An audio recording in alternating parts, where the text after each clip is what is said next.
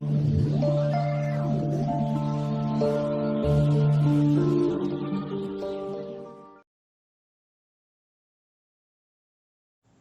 मित्रों, first classes में आपका हार्दिक स्वागत है। कल हमने प्रथमा विभक्ति यानी कर्ता कारक के बारे में पढ़ा था। आज हम कारक प्रकरण के कर्म कारक के विषय में पढ़ेंगे। तो कर्म कारक का प्रयोग कहाँ कहाँ पर होता है यह हमें देखना। पहला सूत्र है कर्म कारक का, कर्तु विकसित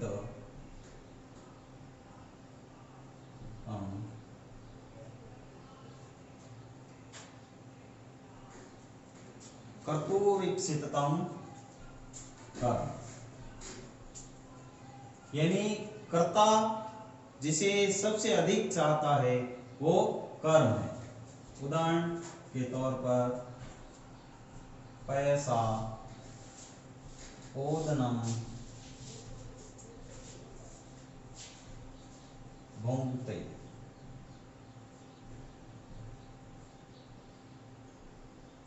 यहाँ पर हम कर्ता का नाम भी लिख दें। रामः पैसा ओदनम भुंक्ते। राम दूध के साथ खीर को खाता है। अब कर्ता यानी राम का सबसे इप्सित पदार्थ यहाँ पर है ओदनम अर्थात भात, और भात को दूध के साथ खा रहा है। तो यहाँ दूध इंपॉर्टेंट नहीं है, यहाँ पर भात है। किसको खाना चाहता है? भात को। दूध को तो उसने साथ में लिया है। तो ओदनम अर्थात भात यहाँ पर कर्ता का यानी राम का सबसे इच्छित पदार्थ है, इसलिए यहाँ पर ओदनम में द्वितीय विभक्ति होगी। कर्ता है राम जिसका सबसे इप्सित यानी इच्छित पदार्थ क्या है? ओदनम। तो इच्छित पदार्थ में, कर्ता के इच्छित पदार्थ में कर्म कारक होता है अर्थात द्वितीय विभक्ति होती है। और इसके अलावा अगला उदाहरण है कर्मणि द्वितीया। कर्मणि द्वितीया,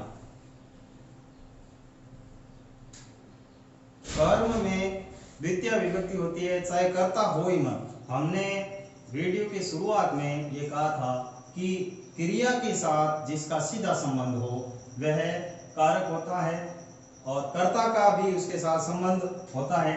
तो यहाँ पर हमें एक चीज ध्यान में रखनी है कि यदि कर्ता नहीं भी हो और फिर भी अगर उसमें कर्म दिया हुआ है तो कर्म में द्वितीय विभक्ति होगी। इस सूत्र का यही अर्थ है कि भले कर्ता हो ही मत, कर्म हो रहा है तो उस कर्म में द्वितीय विभक्ति होगी। जैसे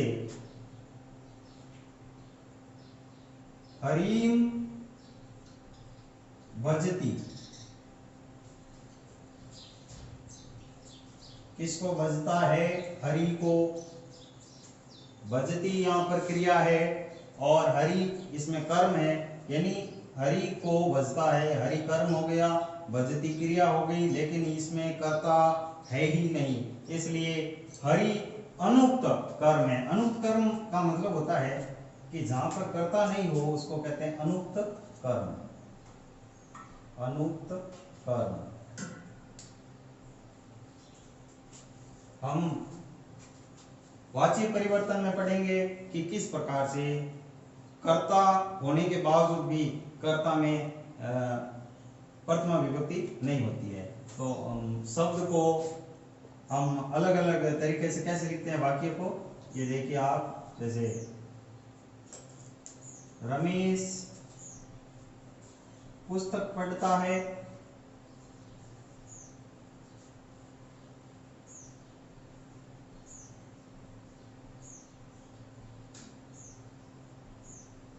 अब इसी बात को अलग तरीके से हम कैसे कहेंगे? रमेश द्वारा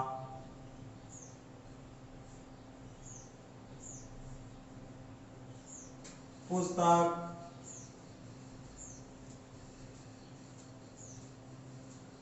पढ़ी जाती है।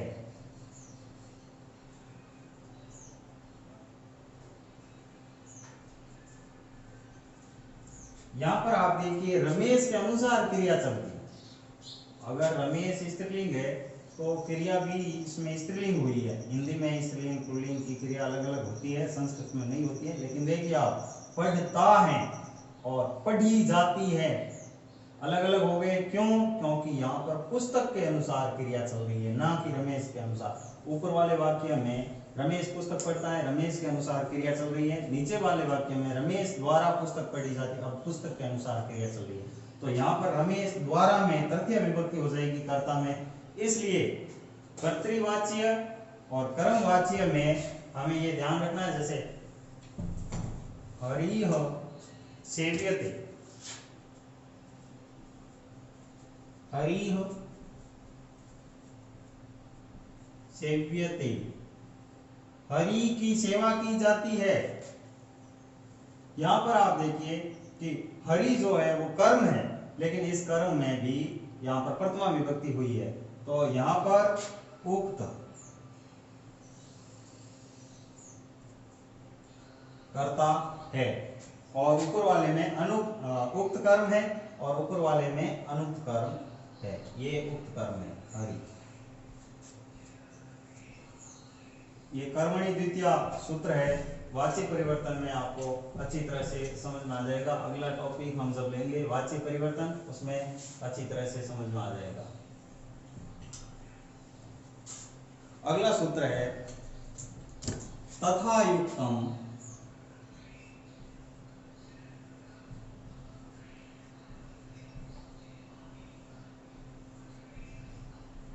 चानिक्षितम।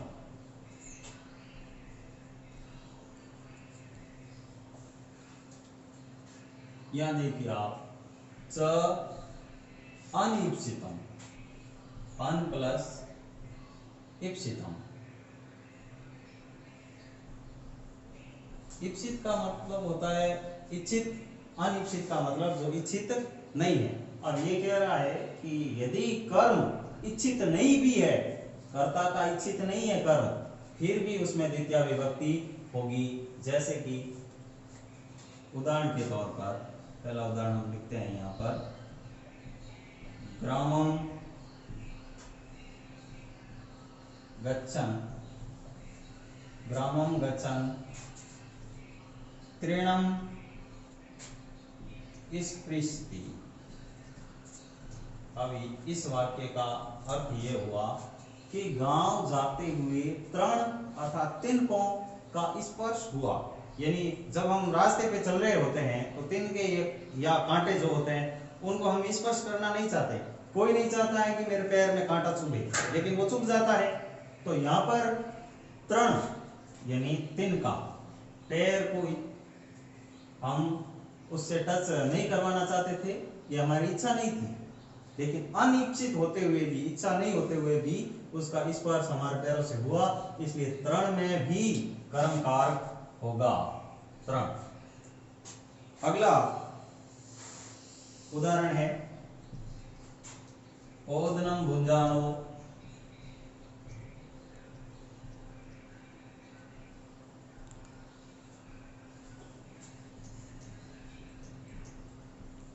विषम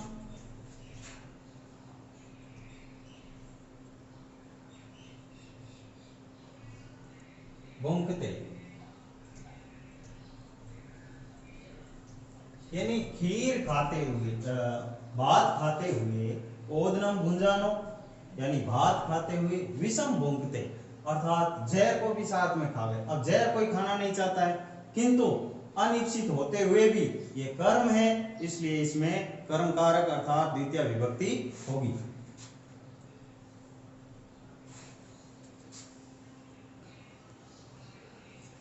अगला सूत्र द्वितीय विभक्ति का, अकथितम च।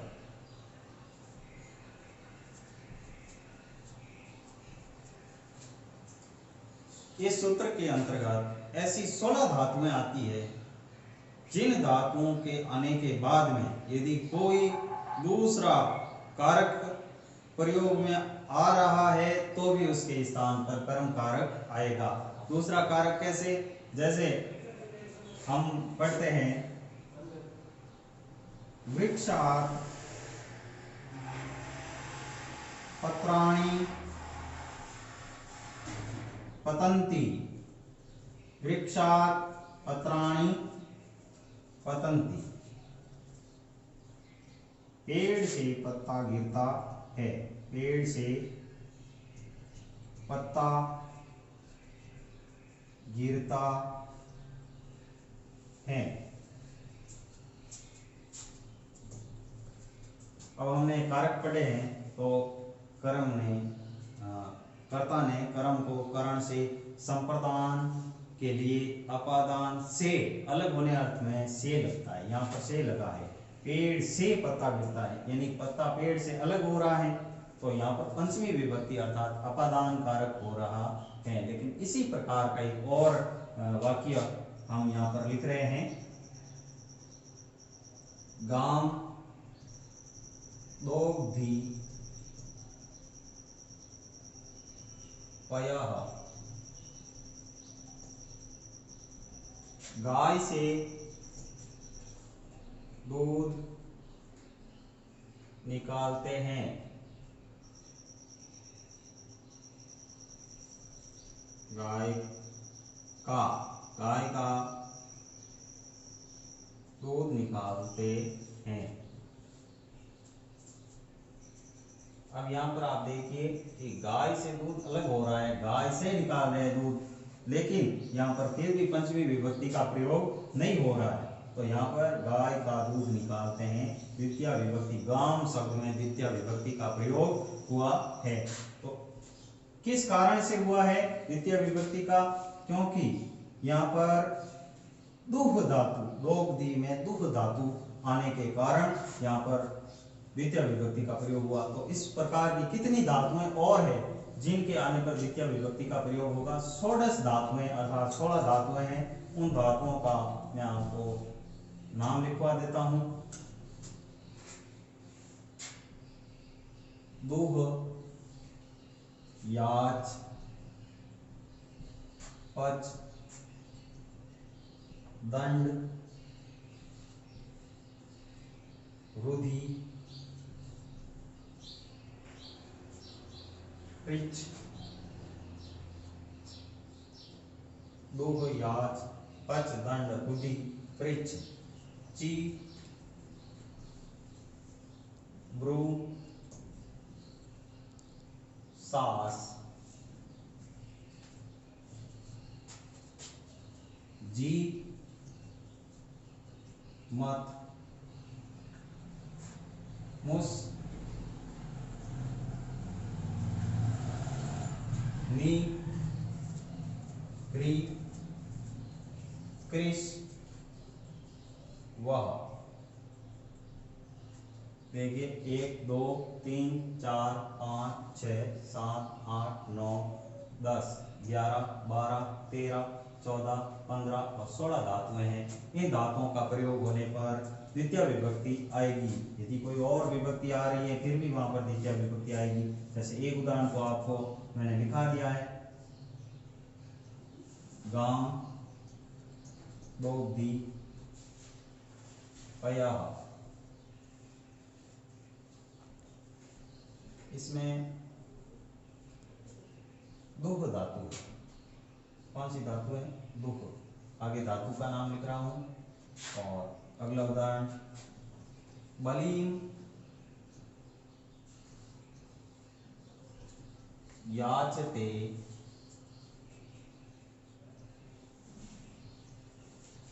वसुधाम। बलि क्या मांगता है? पृथ्वी को मांगता है। वसुधा अर्थात बलि से वामन मांगते हैं। तो बलिम याचते वसुधाम किससे मांगते हैं? बलि से आ रहा है, फिर भी यहाँ पर बलिम शब्द यानी द्वितीय विभक्ति का प्रयोग हुआ है। इस प्रकार और कई उदाहरण है। ओदनम पचती, पच धातु का उदाहरण ऊपर लिख रहा हूं मैं।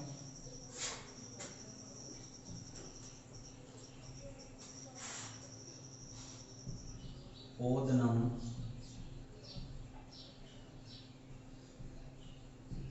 पचती। यहाँ पर पच धातु आ रही है,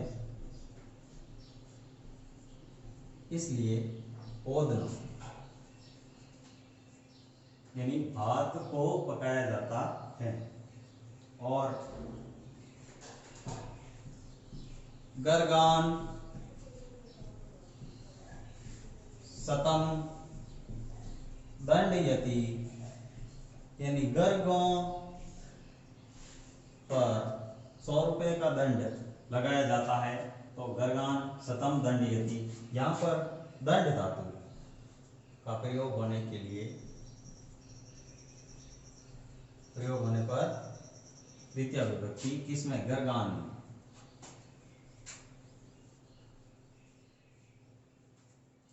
इसके अलावा अगला सूत्र जो है अधि सिंहस्थासाम कर,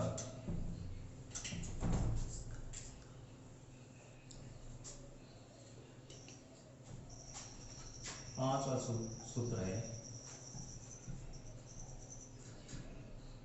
अधि सिंहस्थासाम कर। यहाँ पर देखिए अधि एक उपसर्ग है। संस्कृत में 22 उपसर्ग होते हैं, 22 उपसर्ग में एक उपसर्ग अधि भी है। इस अधि उपसर्ग के साथ में यदि सिंह धातु हो तो क्या होगा, अधि से ते।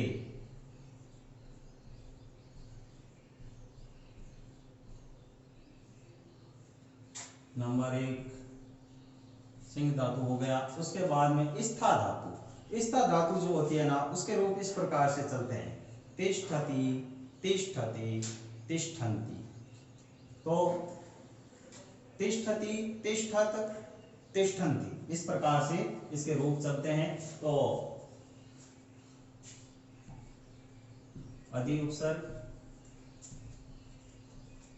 और स्था धातु, स्था का तिष्ठ हो जाता है क्योंकि रूप इसी प्रकार से चलते हैं।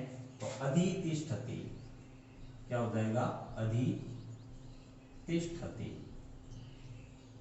पहले हम शब्द बना देते हैं, कौन कौन से शब्द इसमें बन रहे, 3 शब्द ही बनेंगे। स्था हो गया, फिर है आस धातु, ये इसमें आ मिला हुआ है, आस धातु। तीसरा है अधि प्लस आस,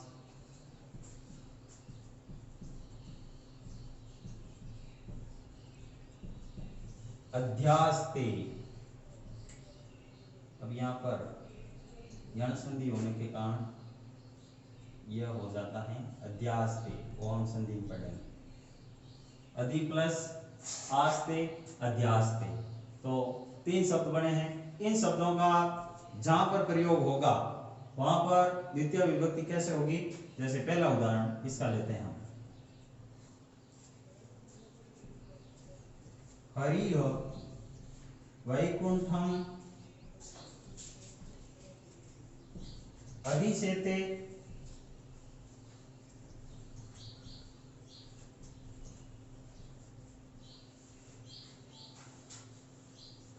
अधितिष्ठते का उदाहरण है हरिः वैकुंठम अधितिष्ठते।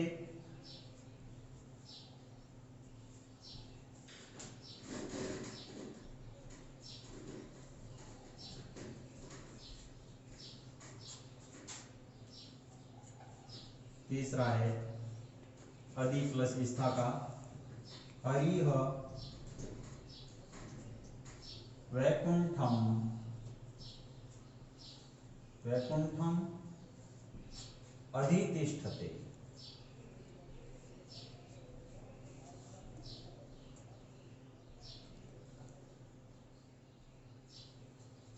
यहाँ पर आप देखिए हरि तो एक कर्ता है, उसमें प्रथम विभक्ति होती है, ये हमने पहले ही पढ़ लिया। अब वैकुंठम शब्द है, इसमें द्वितीय विभक्ति का प्रयोग हो रहा है। क्यों हो रहा है, क्योंकि यहाँ पर अधि उपसर्ग और सिंह धातु है। आगे यहाँ पर अधि उपसर्ग स्था धातु है, इसलिए वैकुंठम का प्रयोग। और तीसरे में अधि उपसर्ग और आस धातु है। हरिः वैकुंठम अध्यास्ते। ये उदाहरण हमें याद रखने हैं। तो इस सूत्र को समझने के लिए ज्यादा सोचने की जरूरत नहीं है, इसी सूत्र में सब आए हुए हैं और एक ही प्रकार का के उदाहरण तीनों ही है, आप आसानी से याद रख सकते हो। छठा सूत्र है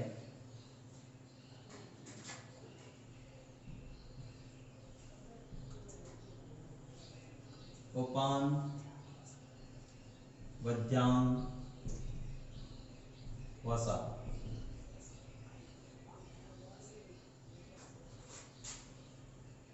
इसमें कौन कौन से उपसर्ग है? उप उपसर्ग, अनु उपसर्ग,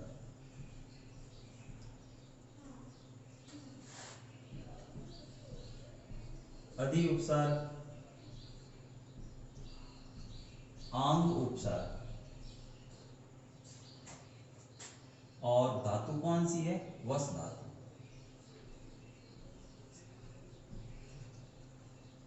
वस। अब वस धातु में देखिए इसके रूप कैसे चलते हैं। वसति, वसत, वसंत। तो उप उपसर्ग, वस धातु, उप वसति, अनुवसति,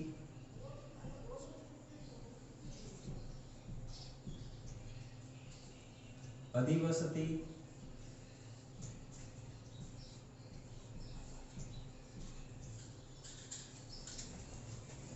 आवसति,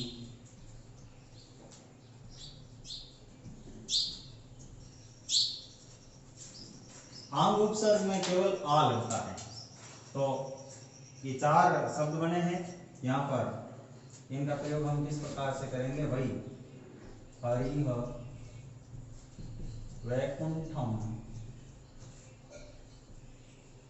उपवसति,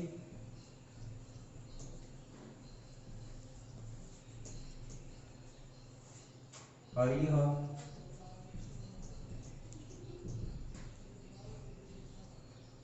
वैकुंठम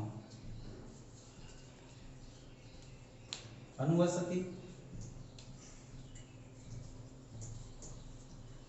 हरिः वैकुंठम अधिवसति, हरिः वैकुंठम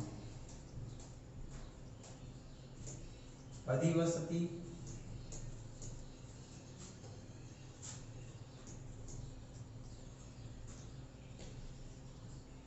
हरिः वैकुंठम आवसति।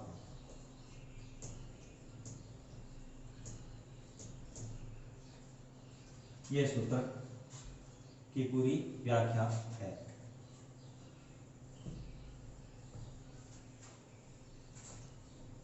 सातवां सूत्र है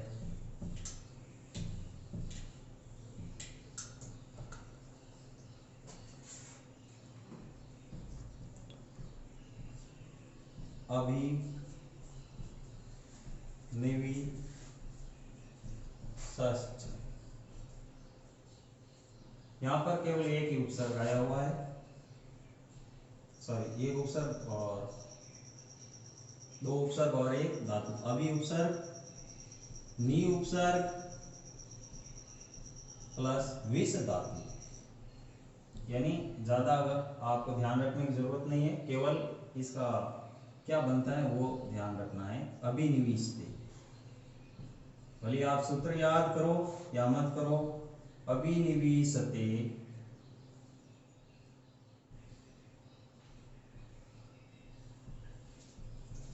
सन्मार्गम।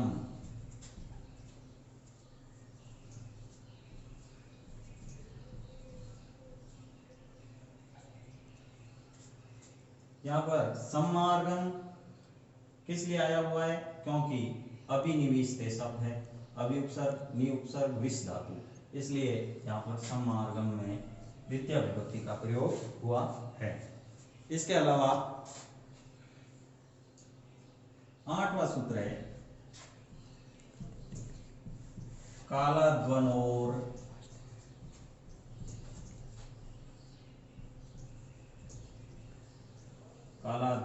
अत्यंत संयोग है। काल अर्थात समय, अध्वन, काल का अर्थ होता है समय और अध्वन का अर्थ होता है मार्ग।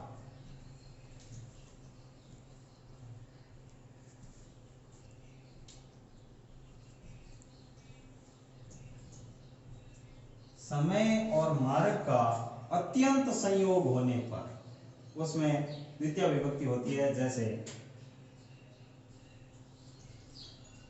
उदाहरण है क्रोसम कुटीला। अब ये क्रोस का मतलब होता है कोस। हम पहले दूरी है ना किलोमीटर में नहीं मापते थे, कोस में मापते थे। कोस में 3 किलोमीटर होते हैं। तो क्रोसम कुटीला एक कोई नदी है जो एक कोस तक, कुटीला अर्थात टेढ़ी मेढ़ी, तो कोस भर तक टेढ़ी, नदी हो या मार्ग हो कोई भी हो, कोस भर तक टेढ़ा या टेढ़ी है। तो यहां पर मार्गवाची है। समयवाची उदाहरण है मासम कल्याणी। जैसे 1 महीने तक कल्याण करने वाली, कब तक कल्याण करेगी? 1 महीने तक। उसका रिचार्ज है 1 महीने तक। जैसे कोरोना का कह रहे हैं कि ये इतने महीने बाद खत्म हो जाएगा, उसका नाश करने का एक समय बता रहे हैं। उसी प्रकार कल्याण करने का इसमें समय बताया हुआ है कि 1 मास तक कल्याण करेगी। तो इसमें भी मासम में द्वितीय विभक्ति इस कारण हुई है, क्रोसम और मासम। अगला सूत्र है अभितः परितः समया निक्सा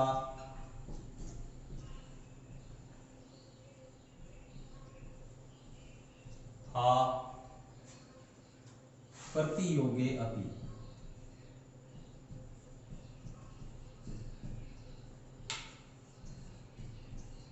ये अवग्रह है, अपि, हा प्रतियोगे अपि। अभितः शब्द का प्रयोग जहां होता है वहां पर द्वितीय विभक्ति होगी। जैसे ग्रामम अभितः वृक्षाः सन्ति। अभितः का मतलब होता है दोनों, गांव के दोनों ओर वृक्ष है। अब इसके स्थान पर आप ये कर सकते हो ग्रामम परितः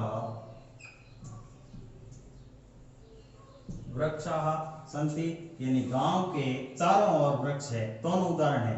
आप इसके स्थान पर अभितः लिखो या परितः लिखो, एक ही प्रकार का उदाहरण आपको याद रखना पड़ेगा, अभितः व परितः। ग्रामम समया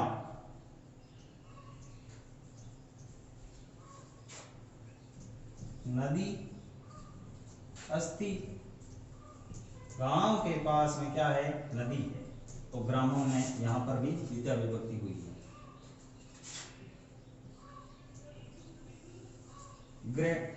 गृहम निक्सा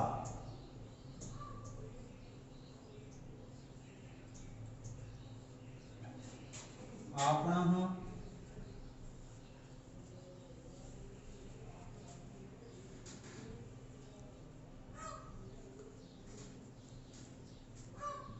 आपणम अस्ति। गांव घर के निकट, निक्सा का अर्थ होता है निकट। घर के निकट क्या है? आपणम यानी दुकान या बाजार। इनके प्रयोग में द्वितीय विभक्ति होती है।